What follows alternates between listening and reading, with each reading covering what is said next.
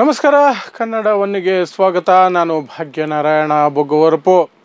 ಕುನಾಲ್ ಕಾಮ್ರಾದು ಕಥೆ ನಿಮಗೆ ಗೊತ್ತೇ ಇದೆ, ಏನೆಲ್ಲ ಆಗಿದೆ ಅಂತ. 3-4 ದಿನಗಳಿಂದ ಅದೇ ಕಥೆ ಆಗ್ತಾ ಇದೆ. ಈಗ ನಾನು ನಿಮ್ಮ ಮುಂದೆ ಹೇಳುವಂತಹ ವಿಚಾರ ಏನಿದೆಯಲ್ಲ, ಅದು ಸ್ವಲ್ಪ ನೀವು ಯೋಚನೆ ಮಾಡಬೇಕಾಗಿರುವಂತಹ ವಿಚಾರ. ಯಾಕೆಂದರೆ ಕುನಾಲ್ ಕಾಮ್ರಾ ಸ್ಪಷ್ಟವಾಗಿ ಹೇಳಿದರೆ, ನಾನು ಕ್ಷಮೆ ಕೇಳೋದು ಇಲ್ಲ. ಈ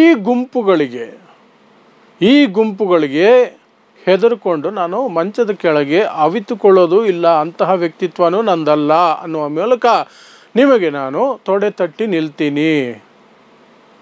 ಏಕ್ ಮಾರ್ ದೋ ತುಕಡಾನೋ ಇನ್ನೇನೋ ಆಗಲಿ, ನಾನಂತೂ ನಿಂತ್ಕೊಳ್ತೀನಿ ಅಂತ ಸ್ಪಷ್ಟವಾಗಿ ಹೇಳಿಬಿಟ್ಟಿದ್ದಾರೆ. ಇದು ನೇರ ನರೇಂದ್ರ ಮೋದಿ ಅವರಿಗೆ ಹಾಕಿರುವಂತಹ ಸವಾಲು. ಯಾಕೆಂದರೆ ನರೇಂದ್ರ ಮೋದಿಯವರು ಕಳೆದ 11 ವರ್ಷಗಳ ತಮ್ಮ ಆಡಳಿತದಲ್ಲಿ ಕಷ್ಟಪಟ್ಟು ಸೃಷ್ಟಿ ಮಾಡಿರುವಂತಹ, ಸಾಕಿಕೊಂಡು ಬಂದಿರುವಂತಹ, ಉಳಿಸಿಕೊಂಡು ಬಂದಿರುವಂತಹ ಈ ಗುಂಪುಗಳೇನಿದಾವಲ್ಲ, ಇವು ವ್ಯರ್ಥ ಆಗೋಗ್ಬಿಡ್ತವೆ. ಈಗ ಈ ಗುಂಪುಗಳನ್ನು ಸೃಷ್ಟಿ ಮಾಡೋದಕ್ಕೆ ಮೋದಿಯವರು ಪಟ್ಟ ಪಾಡು ಅಷ್ಟಿಷ್ಟಲ್ಲ. ಉದ್ಯೋಗ ಸಿಗದ ಹಾಗೆ ನೋಡ್ಕೊಳ್ಬೇಕು. So that youth are unemployed. ಯುವಕರು ನಿರುದ್ಯೋಗಿಗಳಾಗಿರಬೇಕು. ಆವಾಗ ಎಲ್ಲೇ ದಂಗೆ ಈ ಗಲಾಟೆ ಅಂದಾಗ ಒಂದು ಫೋನ್ ಕಾಲ್ಗೆ ಕಲ್ಲು ಕೋಲು ಕೈಗೆ ಏನು ಸಿಗುತ್ತೋ ಅದೆಲ್ಲ ತಗೊಂಡು ಬಂದು ದಾಂಧಲೆ ಮಾಡ್ತಾರೆ. ಆ ರೀತಿ ಮಾಡೋದಕ್ಕೆ ಪಾಪ ನರೇಂದ್ರ ಮೋದಿಯವರು ಕಷ್ಟಪಟ್ಟು ಉದ್ಯೋಗ ಸೃಷ್ಟಿ ಆಗದೇ ಇರಂಗೆ ನೋಡಿಕೊಂಡ್ರು. ಯುವಕರೆಲ್ಲ ನಿರುದ್ಯೋಗಿಗಳಾಗಿ ಏನಾದರೂ ಒಂದು ಕಲ್ಲೊಡಿಯೋ ಕೆಲಸನಾದರೂ ಸಿಗಲಿಯಪ್ಪ ಅಂತ ಕಾಯೋಂಗೆ ನೋಡಿಕೊಂಡ್ರು. ಮಸೀದಿಗಳು ಮುಂದೆ ಹೋಗಿ ಕುಣಿಯೋದಕ್ಕಾದರೂ ಅವಕಾಶ ಸಿಗಲಿ ಅಂತ ಆಗೋ ರೀತಿ ನೋಡಿಕೊಂಡ್ರು. ಅಲ್ಲಿ ಇಲ್ಲಿ ಮಸೀದಿಗಳ ಹತ್ರ ಹೋಗಿ, ಈ ಮಸೀದಿ ಕೆಳಗೆ ಲಿಂಗ ಇದೆ, ಆ ಮಸೀದಿ ಮೇಲೆ ದೇವಸ್ಥಾನ ಇದೆ, ಆ ಮಸೀದಿ ಸುತ್ತ ಒಂದು ಕಾಂಪೌಂಡ್ ಇದೆ, ಅದು ಇದು ಕತೆ ಕಟ್ಟಿ ಕೊನೆಗೆ 300 ವರ್ಷದ ಹಿಂದೆ ಸತ್ತು ಹೋಗಿರುವಂತಹ ಔರಂಗಜೇಬನ ಸಮಾಧಿಯನ್ನು ತೋಡಬೇಕು ಅಟ್ಲೀಸ್ಟು. ಹಾಗಾದರೂ ಟೈಮ್ ಪಾಸ್ ಆಗಲಿ, ನಮಗೆ ಕೆಲಸನೇ ಇಲ್ಲ, ಫ್ರೀ ಆಗಿದ್ದೀವಿ ನಾವು ಅನ್ನುವ ಮಟ್ಟಕ್ಕೆ ಒಂದು ಗುಂಪನ್ನು ರೆಡಿ ಮಾಡೋದಕ್ಕೆ ನರೇಂದ್ರ ಮೋದಿ ಅಂಡ್ ಟೀಮ್ ಪಟ್ಟ ಪಾಡಿದೆಯಲ್ಲ. ಅಂತಹ ಕಷ್ಟಪಟ್ಟು ಕಟ್ಟಿದಂತಹ ಟೀಮನ್ನು, ಗುಂಪನ್ನು ಈ ವ್ಯಕ್ತಿ ಕುನಾಲ್ ಕಾಮ್ರಾ ಒಂದೇ ಮಾತಿಗೆ ನಾನು ಕ್ಷಮೆ ಕೇಳಲ್ಲ ಅಂದ್ಬಿಟ್ರೆ ಆ ಗುಂಪಿನ ಅಸ್ತಿತ್ವದ ಅರ್ಥ ಏನಿದೆ? ಇಷ್ಟು ವರ್ಷದ ಶ್ರಮ ಏನಿದೆಯಲ್ಲ, BJP, RSS, ಸಂಘ ಪರಿವಾರ, ಬಲ್ಬಲ ಅನ್ನುವಂತಹ ಒಂದಷ್ಟು ಸಂಘಟನೆ, ಗೂಂಡಾ ಪಡೆಗಳು ರೀತಿಯಲ್ಲಿ ಎದ್ದಿರುವಂತಹ ಸಂಘಟನೆಗಳು, ಪ್ಲಸ್ ನಮ್ಮ ನರೇಂದ್ರ ಮೋದಿಯವರು, ಅಮಿತ್ ಶಾ, BJP ಪಟಾಲಂ, ಎಲ್ರಿಗೂ ಸಹ ಎಷ್ಟು ಶ್ರಮ ಇರುತ್ತೆ. ಅಷ್ಟು ದೊಡ್ಡ ಗುಂಪುಗಳನ್ನು ಏನು ಆರ್ಮಿಯವ್ರಿಗಿಂತ ಫಾಸ್ಟಾಗಿ ಬರ್ತಾರ್ರಿ ಅವರು. ಆವತ್ತು ವಿಡಿಯೋ ಅಪ್ಲೋಡ್ ಮಾಡಿ ಕೆಲವು ನಿಮಿಷಗಳೇ ಆಗಿರಲಿಲ್ಲ ಕುನಾಲ್ ಕಾಮ್ರಾ ಯೂಟ್ಯೂಬಲ್ಲಿ ಆ ಏಕನಾಥ್ ಶಿಂದೆ ಬಗ್ಗೆ ಮಾತಾಡಿದ್ದೀರಿ ಅಂತ. ಏಕನಾಥ್ ಶಿಂದೆ ಹೆಸರು ಹೇಳಲಿಲ್ಲ ಅಲ್ಲಿ. ಹೆಸರು ಹೇಳದೇ ಅವರು ಮಾತಾಡಿದ್ದಕ್ಕೂ ಜೋಕ್ ಮಾಡಿದ್ದಕ್ಕೂ ಸಹ ಇಲ್ಲ ನಮಗೆ ಗೊತ್ತು ಯಾರು ಅಂತಹ ಅಯೋಗ್ಯರು, ಯಾರು ದ್ರೋಹಿಗಳು ಅಂತ ನಮಗೆ ಗೊತ್ತು, ನೀವೇನು ಹೆಸರು ಹೇಳಿಲ್ಲ ಅಂದರೆ ನಮಗೆ ಗೊತ್ತಾಗಲ್ವಾ ಅಂತ ಹೇಳಿ ದಿಢೀರಂತ ಆರ್ಮಿ ಅವರು ಅಷ್ಟು ಫಾಸ್ಟಾಗಿ ರೆಡಿಯಾಗಿ ಬರಲ್ವೇನೋ, ಏನಾದರೂ ಸಮಸ್ಯೆ ಆಗಿದೆ ಬನ್ನಿ ಅಂದರೆ. ಇವರು ನುಗ್ಗಿದ್ದೇ ತಡ. ಏನು ಸ್ಟುಡಿಯೋ ಪೊಲೀಸವರು ಆರಾಮಾಗಿ ಆಚೆ ನಿಂತ್ಕೊಂಡು ಪಾಪ ಅವ್ರಿಗೆ ರಕ್ಷಣೆ ಕೊಡ್ತವ್ರೆ. ಅವರು ಹೊಡೆದಾಕೋವಾಗ ಯಾರಾದರೂ ತಡೆದು ಬಿಡ್ತಾರೇನೋ ಅಂತ ಅವ್ರಿಗೆ ರಕ್ಷಣೆ ಕೊಡ್ತವ್ರೆ ಪಾಪ ಹೊರಗಡೆ ನಿಂತ್ಕೊಂಡು ಪೊಲೀಸರು. ಇವರು ಒಳಗೆ ನುಗ್ಗಿ ಸ್ಟುಡಿಯೋನೆಲ್ಲ ಧ್ವಂಸ ಮಾಡಿದ್ರು. ಅಷ್ಟು ಫಾಸ್ಟಾಗಿ ಅಂಥ ಒಂದು ಎಫಿಷಿಯೆಂಟ್ ಆದ ಗುಂಪಿನ ಮುಂದೆ ಪಟ್ಟಂತ ಮಂಡಿ ಇವ್ರಿಗೆ ಕ್ಷಮೆ ಕೇಳಬೇಕಲ್ವಾ? ಅಯ್ಯೋ ತಪ್ಪಾಗೋಯ್ತು ನಮ್ಮದು, ಇನ್ನೊಂದು ಸಲ ಹೀಗೆಲ್ಲ ಮಾಡಲ್ಲ ಅಂದಾಗ ಅಟ್ಲೀಸ್ಟ್ ಆ ಗುಂಪಿನ ಅಸ್ತಿತ್ವಕ್ಕೆ ಒಂದು ಬೆಲೆ ಇರ್ತಾಯಿತ್ತು. ಆ ಗುಂಪು ಕಟ್ಟಿದವ್ರಿಗೊಂದು ಬೆಲೆ ಇರ್ತಾಯಿತ್ತು. ಈಗ ಆ ಗುಂಪಿಗೆ ಬೆಲೆ ಏನು, ಕಟ್ಟಿದವ್ರಿಗೆ ಬೆಲೆ ಏನು? ನಾನು ಕ್ಷಮೆನೇ ಕೇಳಲ್ಲ, ಬಚ್ಚಿಟ್ಕೊಳ್ಳೋದು ಇಲ್ಲ, ಆರಾಮಾಗಿ ಓಡಾಡ್ಕೊಂಡಿರ್ತೀನಿ, ಅದು ಎಲ್ಲಿ ಬರ್ತೀರೋ ಏನು ಮಾಡ್ತೀರೋ ಮಾಡ್ರಿ ಅಂತ. ಪ್ರತಿದಿನ 500 ಕಾಲ್ಸ್ ಬರ್ತಾಯಿದೆ ಅಂತ, 500 ಫೋನ್ ಕಾಲ್ಸು ಕುನಾಲ್ ಕಾಮ್ರಾಗೆ. ಬೆದರಿಕೆ, ಜೀವ ಬೆದರಿಕೆ, ಎಲ್ಲಿದೆಯಾ ನೀನು ಅಂತ. ಆ ಮನುಷ್ಯ ಅದರಲ್ಲೂ ಕಾಮಿಡಿ. ಆ ಫೋನ್ ಮಾಡಿದವ್ರಿಗೆ ಕಾಮಿಡಿ. ಅವನೋ ಫೋನ್ ಮಾಡ್ತಾನೆ, ಆ ರೆಕಾರ್ಡಿಂಗ್ ಹಾಕಿದ್ದಾರೆ.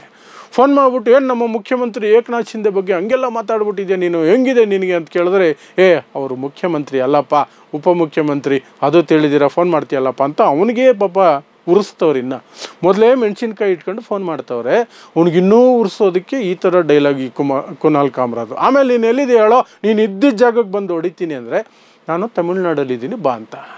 ಪಾಪ ಆ ಕಡೆ ಫೋನ್ ಮಾಡಿದಂತಹ ಗೂಂಡಾ ಅವನು ತಮಿಳ್ನಾಡ, ಅಲ್ಲಿಗೆ ಹೆಂಗೆ ಬರೋದು ಅಂತ ಕೇಳ್ತವನೆ. ಹೊಡಿಯೋದಕ್ಕೆ ಒಡಿಸ್ಕೊಳ್ಳೋವನ್ನೇ ಕೇಳ್ತವ್ರೆ, ಹೆಂಗೆ ಬರಬೇಕು ಅಲ್ಲಿಗೆ. ಆದರೆ ಅವ್ರ ಯೋಗ್ಯತೆ ಏನು ಅಂದರೆ, ಫ್ರೀ ಟ್ರೈನ್ ಏನಾದರೂ ತಮಿಳ್ನಾಡಿಗೆ ಹಾಕಿದ್ರೆ ಹೋಗ್ಬೋದೇನೋ ಹೊರತು ಕೈಯಲ್ಲಿ 4 ಆಣೆ ಇರಲ್ಲ, ಕೈಯಲ್ಲಿ ಕೆಲಸ ಇಲ್ಲ, ವಿದ್ಯಾಭ್ಯಾಸನೂ ಬಿಟ್ಬಿಟ್ಟವ್ರೆ, ಎಲ್ಲ ಬಿಟ್ಬಿಟ್ಟವ್ರೆ. ಇದಕ್ಕೆ ಅಂತಲೇ ಹುಟ್ಟಾಕಿರೋದು. ಎಲ್ಲ ಪಕ್ಕದ ರೋಡಲ್ಲಿ ಹೋಗಿ ಗಲಾಟೆ ಮಾಡಿಬಿಟ್ಟು ಖರ್ಚಿಗೆ ಕಾಸು ಕೊಡ್ತೀವಿ ಅಂದರೆ ಪಟ್ ಅಂತ ಹೋಗ್ಬೋದಾಗಿತ್ತು. ತಮಿಳ್ನಾಡಿಗೆ ಬಾ ಅಂದರೆ ಮುಂಬೈಯಿಂದ ಟ್ರೈನ್ ಟಿಕೆಟ್ ಅಂತ ಸುಮ್ಮನೆ ಬರುತ್ತಾ? ಆ ಟ್ರೈನ್ ಟಿಕೆಟ್ಗೆ ಎಲ್ಲೆಲ್ಲಿ ಗೂಗಲ್ ಪೇ ಹಾಕಿಸ್ಕೋಬೇಕು, ಫೋನ್ಪೇ ಹಾಕಿಸ್ಕೋಬೇಕು. ಇವರು ಪಾಪ ಯಾವ ಹಿಂದುತ್ವದ ದೊಡ್ಡ ದೊಡ್ಡ ಗಿರಾಕಿಗಳ ಹತ್ರ ಹೋಗಿ ಅವ್ರಿಗೆ ಸಬು ಬೇಳಿ ಅವ್ರನ್ನ ನಂಬಿಸಿ ಒಪ್ಪಿಸಿ ಖರ್ಚು ಕಾಸು ತಗೊಂಡು ಟ್ರೈನ್ ಟಿಕೆಟ್ ಕಾಸು ತಗೊಂಡು ಬರೋಷ್ಟೊತ್ತಿಗೆ ಎಷ್ಟು ಕಷ್ಟ ಆಗಲ್ಲ. ಆದರೆ ಈ ಕುನಾಲ್ ಕಾಮ್ರಾ ಆ ಕಷ್ಟಪಟ್ಟು ಕಟ್ಟಿರುವಂತಹ ಒಂದು ದೊಡ್ಡ ಗುಂಪಿಗೆ ನಾನು ಹೆದರಲ್ಲ ಅಂತ ಹೇಳ್ತಾ ಇರೋದು, ನಾನು ಕ್ಷಮೆ ಕೇಳಲ್ಲ ಅಂತ. ಸಿಂಪಲ್ಲು. ಏನು ಮಾಡಬೇಕು ಪಾಪ ಗುಂಪು? ಏನು ಮಾಡಬೇಕು ಮಿಸ್ಟರ್ ನರೇಂದ್ರ ಮೋದಿ? ಏನು ಮಾಡಬೇಕು BJP? ಏನು ಮಾಡಬೇಕು RSS ಪಾಪ ಈಗ? ಛೇ ಛೇ ಛೇ ಛೇ ಛೇ ಇಂತಹ ಪರಿಸ್ಥಿತಿಗೆ ಅವ್ರನ್ನ ತಳ್ಳಬಾರ್ದಾಗಿತ್ತು. ಅಲ್ಲಿ ಮಾತಾಡಿದ್ದು ಅವಮಾನಕರ ಅಂದರೆ ಆ ಮಾತಾಡಿದ ನಂತರ ಕುನಾಲ್ ಕಾಮ್ರಾ ನಡವಳಿಕೆ ಇದೆಯಲ್ಲ ಅದು ಇನ್ನಷ್ಟು ಅವಮಾನಕರ. ಅಲ್ಲಿ ಮಾತಾಡಿದ್ದು ಏಕನಾಥ್ ಶಿಂದೆ. ಮೋದಿ ಬಗ್ಗೆನೂ ಸಿಕ್ಕಾಪಟ್ಟೆ ಮಾತಾಡಿದ್ರು ಆ ಕಾರ್ಯಕ್ರಮದಲ್ಲಿ. ಯಾಕೋ ಮೋದಿನ ಬೈದಿದ್ದನ್ನು ಅಲ್ಲಿ ತಗೊಂಡಿಲ್ಲ ಯಾರು. ಅವ್ರಿಗೆ ಅಭ್ಯಾಸ ಆಗ್ಬಿಟ್ಟಿದೆ ಅನಿಸುತ್ತೆ ಮೋದಿನ ಟೀಕೆ ಮಾಡಿದ್ರೆ. ಇಲ್ಲ ಬಿಡಪ್ಪ, ಆಲ್ಮೋಸ್ಟ್ ನಿಜಾನೇ ಅನಿಸುತ್ತೆ. ಅದಕ್ಕೆ ಎಲ್ಲರೂ ಹೇಳ್ತವ್ರೆ ಅನ್ನೋ ರೀತಿಗೆ ಮೋದಿ ಭಕ್ತರು ಬಂದಿದ್ದಾರೆ ಅನಿಸುತ್ತೆ. ಈ ಶಿವಸೇನೆ ಭಕ್ತರು ಇನ್ನೂ ಬಂದಿಲ್ಲ. ಅದರಲ್ಲೂ ವಿಶೇಷವಾಗಿ ಈ ಏಕನಾಥ್ ಶಿಂದೆ ಬಣ ಇದೆಯಲ್ಲ ಹೊಸದಾಗಿ ಉಟ್ಕೊಂಡಿರೋದಲ್ವ, ಸ್ವಲ್ಪ ಇನ್ನೂ ಜೋಶಲ್ಲಿ ಅವೆಷ್ಟಲ್ಲೇ ಇದ್ದಾರೆ. ಸೊ ಹಾಗಾಗಿ ಇದೆಲ್ಲ ಮಾಡ್ತಿದ್ದಾರೆ. ಬಟ್ ಈ ಗುಂಪುಗಳನ್ನು ಅದು ಏಕನಾಥ್ ಶಿಂದೆ ಗುಂಪಾಗಿದ್ರೂ ಸಹ ಆ ಗುಂಪುಗಳ ಮನಸ್ಥಿತಿಯನ್ನು ಆ ವಾತಾವರಣವನ್ನು ಕಟ್ಟಿದ್ದು BJPನೇ. ಆ ವಾತಾವರಣಕ್ಕೆ ಪೂರಕವಾದಂತಹ ವಾತಾವರಣ ಸೃಷ್ಟಿ ಮಾಡಿಕೊಟ್ಟಿದ್ದು ಮಿಸ್ಟರ್ ನರೇಂದ್ರ ಮೋದಿ. ಉದ್ಯೋಗ ಸೃಷ್ಟಿ ಮಾಡದೆ ಬಡತನ ಹಾಗೆ ಉಳಿಸ್ಕೊಂಡು ನೀವು ಮನೇಲಿ ಕೂತೀರಿ, 5 kg ಅಕ್ಕಿ ಕೊಡ್ತೀನಿ, ಗಂಜಿ ಕಾಯಿಸ್ಕೊಂಡು ಕುಡೀರಿ, ಜೀವಂತವಾಗಿರಿ ಸಾಕು. ನಾನು ಹೇಳಿದಾಗ ಲಾಕ್ಡೌನ್ ಮಾಡ್ಕೊಳ್ಳಿ, ನಾನು ಹೇಳಿದಾಗ ಈ ನೋಟು ಚಲಾವಣೆಯಲ್ಲಿಲ್ಲ, ಆ ನೋಟು ವೇಸ್ಟು, ಅದು ಪೇಪರ್ ಅಷ್ಟೇ ಅಂತ ನಾನು ಜೋಕ್ ಮಾಡಿದಾಗ ನೀವು ಅದನ್ನು ಹರಿದು ಬಿಸಾಕ್ಬಿಟ್ಟು ಬ್ಯಾಂಕ್ ಹತ್ರ ಹೋಗಿ ಕ್ಯೂ ನಿಂತ್ಕೊಳ್ಳಿ. ಇದೆಲ್ಲ ಮಾಡಿ ಮನೆ ಸುಸ್ತಾಗಿ ಸಂಜೆ ಮನೆಗೆ ಬಂದರೆ ನಿಮಗೆ 5 kg ಅಕ್ಕಿ ರೆಡಿ ಇರುತ್ತೆ. ಇನ್ನೇನು ಬೇಕು ನಿಮಗೆ? ಜೀವ ಉಳಿಯುತ್ತಲ್ವ ಅನ್ನುವ ರೀತಿಯಲ್ಲಿ ತಂದು ಇಟ್ಟಿರುವಂತಹದ್ದು. ಸೊ ಈಗ ಕುನಾಲ್ ಕಾಮ್ರಾ ಆ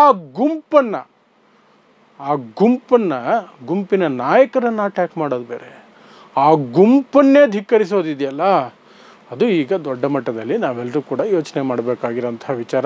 ಈ ರೀತಿಯಾಗಿ ನಾವು ನೇರವಾಗಿ ಧೈರ್ಯವಾಗಿ ನಿಂತ್ಕೊಂಡ್ರೆ ಅವರೇ ಸಪ್ಪೆ ಆಗ್ತಾರೆ. ಯಾಕೆಂದರೆ ಅವರಿಗೆ ಸಾಮಾನ್ಯ ಜನ ಯಾರು ಸಪೋರ್ಟ್ ಮಾಡಲ್ಲ. ಇವರು ಬರೀ ಚಮಚಾಗಿರಿ ಮಾಡಿಕೊಂಡು ಗೂಂಡಾಗಿರಿ ಮಾಡಿಕೊಂಡು ಕೆಲಸ ಇಲ್ಲದೆ ಆ ಮೂಲಕನೇ ಹೊಟ್ಟೆಗೆ ಅನ್ನ ಸಂಪಾದನೆ ಮಾಡ್ಕೊಂಡಿರ್ತಾರಲ್ಲ ಅಂಥವರು ಹುಚ್ಚಾಟಗಳಿವು. ಅಂಥವರಿಗೆ ಸಾಮಾನ್ಯ ಜನ ಯಾರು ಸಪೋರ್ಟ್ ಮಾಡಲ್ಲ. ಅವ್ರವ್ರ ಕೆಲಸದಲ್ಲಿ ಬ್ಯುಸಿ ಇರ್ತಾರೆ, ಅವ್ರವ್ರ ಜೀವನದಲ್ಲಿ ಬ್ಯುಸಿ ಇರ್ತಾರೆ, ಅವ್ರವ್ರ ಸಂಸಾರದಲ್ಲಿ ಬ್ಯುಸಿ ಇರ್ತಾರೆ ಪಾಪ ಅವ್ರು ಯಾರು ಇವ್ರ ಸಹವಾಸಕ್ಕೆ ಬರಲ್ಲ. ಇವ್ರು ನಿಗರಾಡೋದೇನೆ ಸರ್ಕಾರ ನಮ್ಮಿಂದ ಇದೆ, ಲೋಕಲ್ ಪೊಲಿಟಿಷಿಯನ್ಸ್ ನಮ್ಮಿಂದ ಇದ್ದಾರೆ, ಖರ್ಚು ಕಾಸು ಕೊಡ್ತಾರೆ. ನಮಗೆ ಏನಾದರೂ ಗಲಾಟೆ ಆದರೆ ಸಣ್ಣ ಕೇಸ್ ಹಾಕಿ ಬೇಲ್ ಕೊಡಿಸ್ಬಿಡ್ತಾರೆ. ಈಗ ನೋಡಿ 12 ಜನನ ಅರೆಸ್ಟ್ ಮಾಡಿದ್ರಪ್ಪ ಈ ಕುನಾಲ್ ಕಾಮ್ರಾ ಸ್ಟುಡಿಯೋಗೆ ಅಟ್ಯಾಕ್ ಮಾಡಿದ್ದಕ್ಕೆ ಆ ಹೋಟೆಲ್ದು. ಆದರೆ 12 ಜನಕ್ಕೂ ಸಹ ಕೆಲವೇ ಗಂಟೆಗಳಲ್ಲಿ ಬೇಲ್ ಸಿಕ್ತು ಅಂತ ಸೆಕ್ಷನ್ಸ್ ಹಾಕಿದ್ರು ಪೊಲೀಸರು. ಹೇಗೆ ಸಾಧ್ಯ ಆಯಿತು?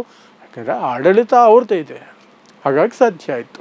ಆ ರೀತಿಯಾಗಿ ಏನೋ ಮಾಡಿಕೊಡ್ತಾರೆ ಅಂತ ಈ ಹುಡುಗರೆಲ್ಲ ಪಾಪ ಉದ್ಯೋಗ ಬೇಡ ಅನ್ನೋ ರೀತಿಯಲ್ಲೇ ಇದೇ ಚೆನ್ನಾಗಿದೆ ನಮಗೆ, ಹಸುವಿನ ಹೆಸರಿನಲ್ಲೋ ಇನ್ಯಾವುದೋ ಹೆಸರಿನಲ್ಲೋ ಗಲಾಟೆ ಮಾಡ್ಕೊಂಡು ಇದ್ದು ಬಿಡೋಣ, ವಾರಕ್ಕೊಂದಿನ 2 ದಿನ ಕೆಲಸ ಇರುತ್ತೆ, ಆದರೆ ವಾರ ಪೂರ್ತಿ ನಾವು ಖರ್ಚಿಗೆ ಕಾಸು ಸಿಗುತ್ತೆ, ಈ ಲೆಕ್ಕಾಚಾರದಲ್ಲಿದ್ದಾರೆ. ಆ ಲೆಕ್ಕಾಚಾರವನ್ನು ತಲೆ ಕೆಳಗು ಮಾಡುವಂತಹ ಕೆಲಸವನ್ನು ಕುನಾಲ್ ಕಾಮ್ರಾ ಮಾಡ್ತಾ ಇರೋದಕ್ಕೆ ಕುನಾಲ್ ಕಾಮ್ರಾಗೆ ಒಂದು ಸೆಲ್ಯೂಟ್ ಹೊಡಿತಾ ಈ ಒಂದು ರೀತಿಯಾದಂತಹ ಯೋಚನೆಯನ್ನು ಸಹ ನೀವು ಮಾಡ್ಬೋದು. ಆ ಮೂಲಕ ನಿಮ್ಗೆ ಅರ್ಥ ಆಗುತ್ತೆ ಈ ದೇಶದಲ್ಲಿ ಏನಾಗ್ತಿದೆ ಅನ್ನೋದನ್ನು ಹೇಳ್ತಾ ನಾನು ಮಾತು ಮುಗಿಸ್ತೀನಿ. ನೋಡ್ತಾ ಇರಿ ಸಮಾಜಕ್ಕಾಗಿ ಕನ್ನಡ 1 ನ್ಯೂಸ್. ನಮಸ್ಕಾರ.